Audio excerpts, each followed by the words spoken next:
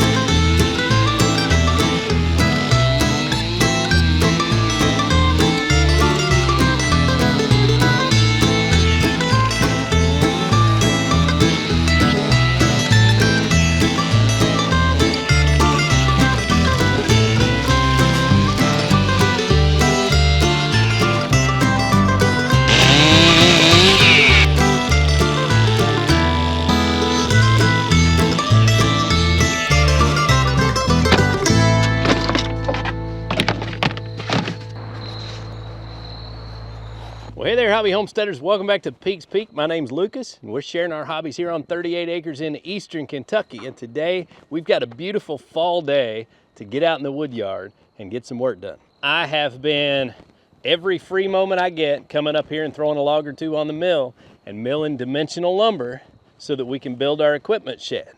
We are getting closer and closer to buying that new tractor. I actually just today made another deposit in the bank in my savings towards purchasing that tractor. And it's getting real now because I look at that amount of money and I think, man, do I want to spend that on a tractor? But I need a tractor so bad. So of course we talked in one of our last videos about how we are agonizing over this decision. And it's because I'm really trying to decide if I want to save a little bit longer and step up to a higher horsepower tractor. I've got my eye on some other implements and things that I would like to be using around the property. Long-term goals, I plan to have some more pasture up here on top of the hill where I can raise some cattle, which means I might want to get into cutting some hay and doing some things like that that I haven't done before. I'm probably going to save just a little bit longer, and that will give me a little more time to decide on which machine I want to buy. So that's kind of where my brain is right now. So guys, be patient with me. I am also wanting to be able to get this thing under roof and protected from the weather. I know at dealerships, they sit outside for months before you get your hands on them sometimes. And so it's not going to kill the tractor to sit outside for a little bit, but I want to minimize that as much as possible. I am trying to get all of this lumber milled so that I'll be ready to get this thing under roof quickly. Now, the other side to that is I need to buy posts and concrete. I figured up the number of posts I need for this entire build. And by the time I buy posts and concrete and everything I need to make this happen, that's going to cost me another grand, even milling all the rest of the lumber I'm going to need. So I'm saving for that as well. All of these things, it's a lot to plan when you're trying to plan content and share the whole story with everyone and keep them included in the decisions, but then also everything seems to be more expensive than you expect it to be, so it takes you longer to save. It's a lot to keep up with. I'm glad to have that problem, and I appreciate you guys watching and following along and helping me to be able to live my dream here on this homestead. I'm gonna hop on the BX and load it down with some oak firewood and head over and fire up the split fire and knock that out real quick before we throw another log on the mill. So I had a buddy come over and visit the farm who had never been here before, checking things out, and he's big into milling lumber. He's got an LT15 wood miser sawmill, and he built his entire first house on his own property using all of his own trees, all of his own lumber.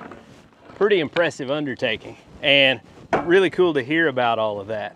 You know, it's interesting to talk to people that are serious about a hobby that we're into like this because, you know, they have a totally different view of this than I do because this is just a hobby for me and a way for me to share some exciting new content with you guys.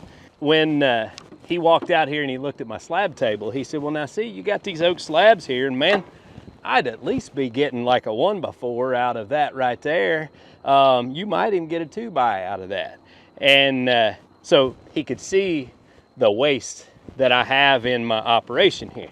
Now, of course, my answer to him was, the difference in us is that your product is all about the lumber, and sometimes my product is about the video. I think a lot of you understand that, and I want to do things right and I don't want to be wasteful, but at the same time, we all have different goals. Sometimes mine is to bring interesting content using different pieces of equipment and all of that. So when I take an oak slab like this and throw it on the slab table to cut it into firewood, you kind of have to keep in mind that I have a really cool log splitter over there that I want to show off and make some firewood out of. And so that plays into my decision sometimes.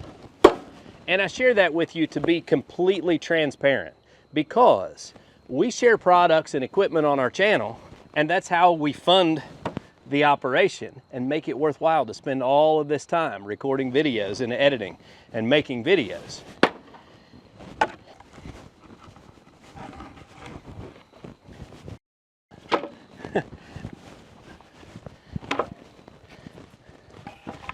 I've actually reached a point where I get to meet some of you from time to time, even some that live in the community here. And so we'll go to the Dollar General across the road, or the feed store, or the sporting goods store, and we run into people that watch our content. And usually my first reaction when somebody says, hey, I watch your videos, is, oh, that's embarrassing. Because as we film, it almost feels a little bit anonymous. It's like I'm out here, right now, I'm out here in my wood yard by myself, just talking. The neighbors over there, even though they know what I do now, they probably think, man, that guy's over there talking to himself all the time. He's crazy. And they're probably right, I am a little bit crazy. But sometimes it really does feel like I'm just out here, living in my own world, and this is anonymous. When we go to places like the Equip Expo and we meet people that watch the videos, it kind of reminds you that there are eyes on everything that you do. And so it makes me try to evaluate and make sure that I'm making good decisions and sharing things that have value. Here's my value for today. If this will stay on here, my hydraulics are bleeding off, so I'm gonna have to hurry and get this out. But look at that stack of firewood on that Artillion rock bucket and grapple right there, on the front of our Kubota BX tractor. It's hard to beat this thing for a small tractor. We need something bigger, and we're gonna get something bigger. This thing's been a beast.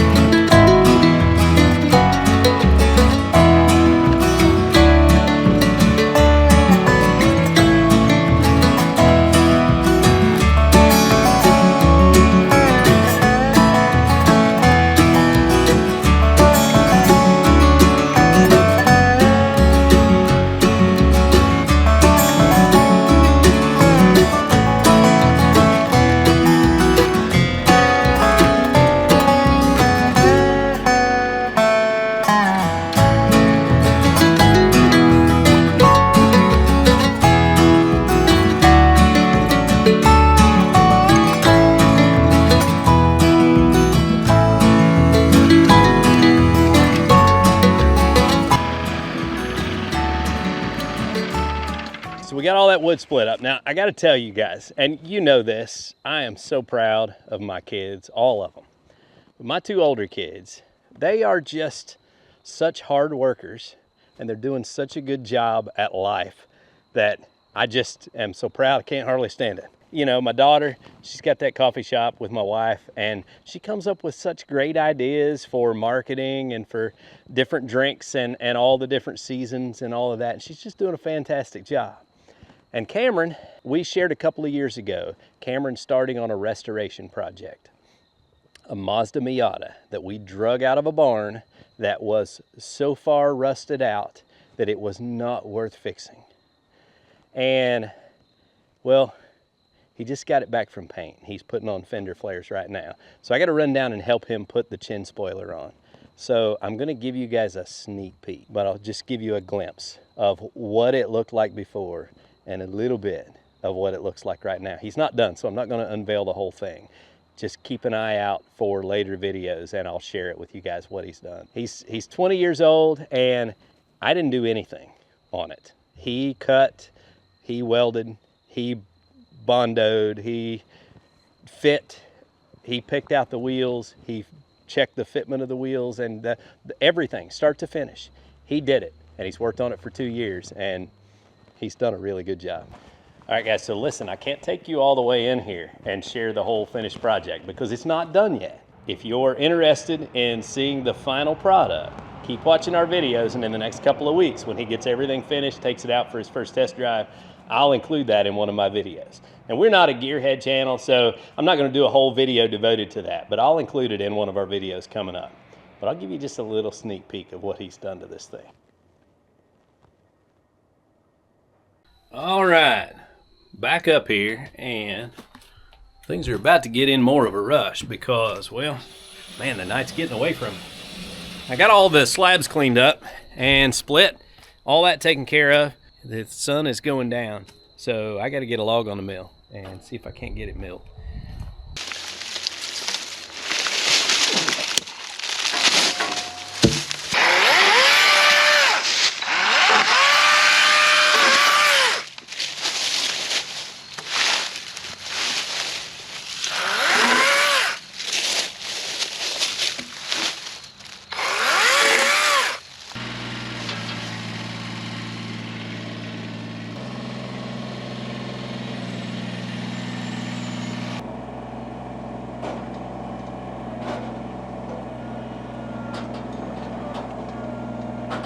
Man, I hope you guys are okay. I just bonked you on the noggin trying to keep this log from rolling back off the mill.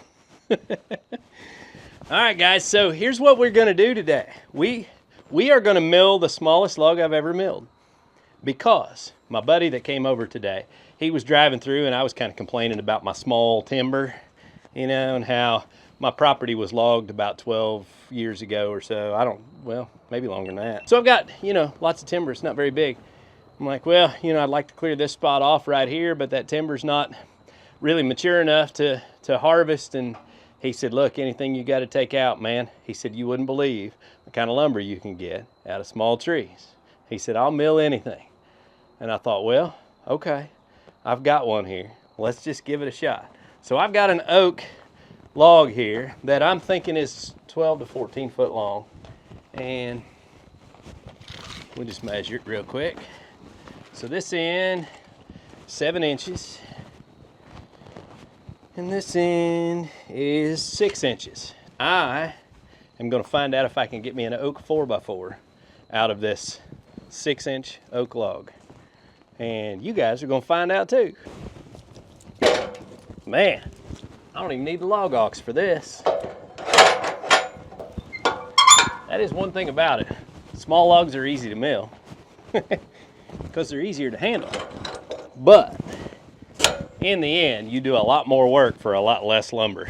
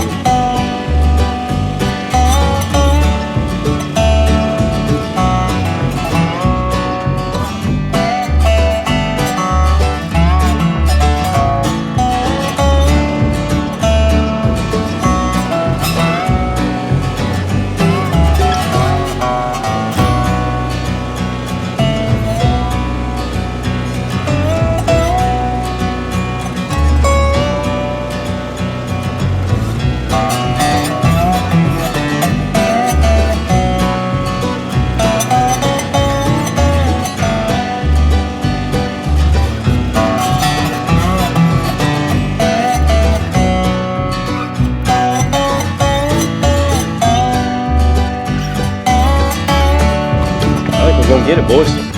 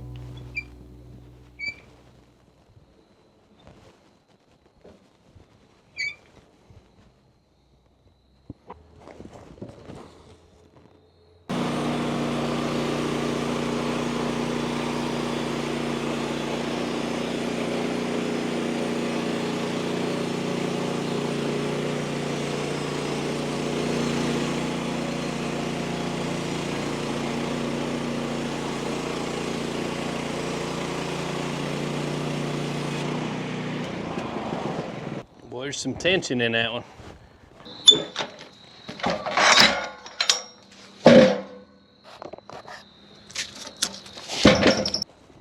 All right, guys, it's time for you to teach me something. Any of you guys that know milling, okay? A lot of tension in this little log here I'm trying to get a 4x4 out of. And when I cut the one side off, I'm left with a cant that teeters on my mill because I cut the other side off of it and then it flexed. Now, I think when I cut the top side off of this, the tension may go away, but can I clamp this thing down and get it held down while I do that? How am I supposed to go about that? I got an idea I'm gonna try. We'll see how it plays out. Okay.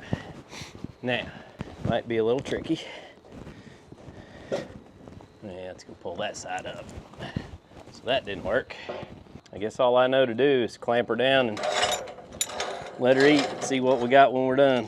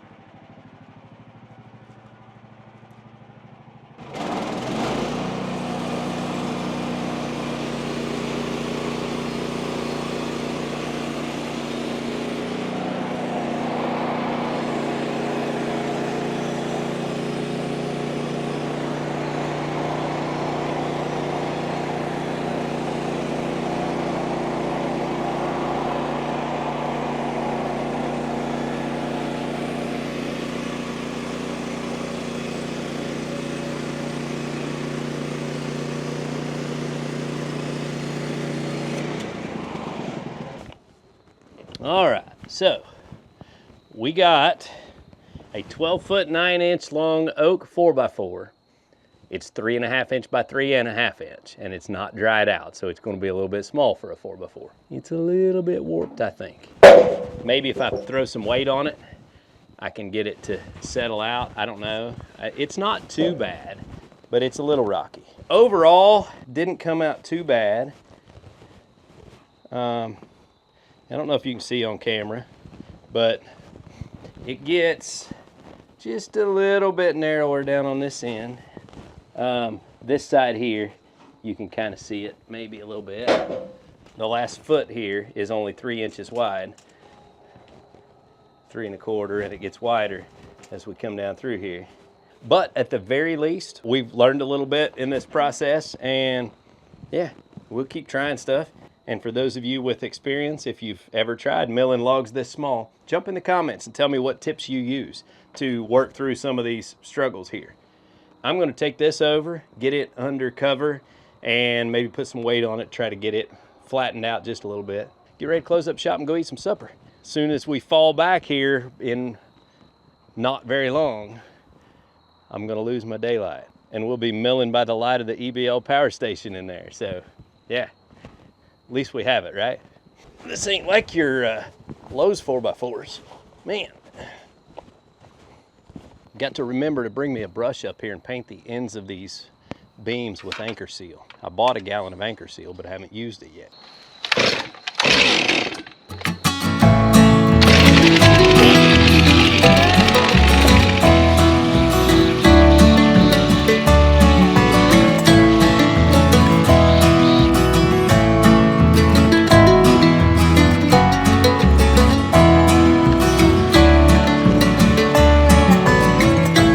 As always, I've had a great time up here in the wood yard this evening, getting to mill some more logs and learn a little bit more about the whole process. I don't even know if that particular board will be used in my equipment shed, but I've got one.